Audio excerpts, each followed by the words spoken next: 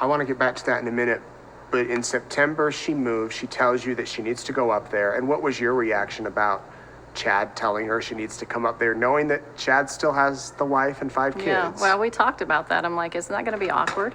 She was uncomfortable with it. She believed that Tammy was going to pass away, though, before she got up there. And that didn't happen. She didn't pass away before she got up there.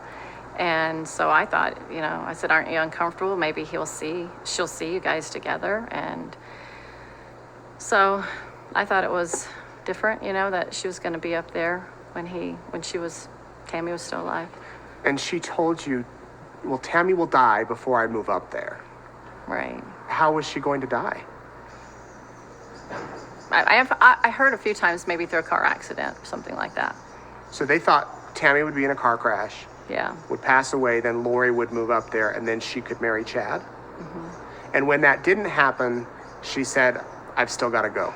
Yeah, because, the other side of the veil she's talking to, she said, I need to be there by this date. And she's communicating with someone. Someone. Yeah.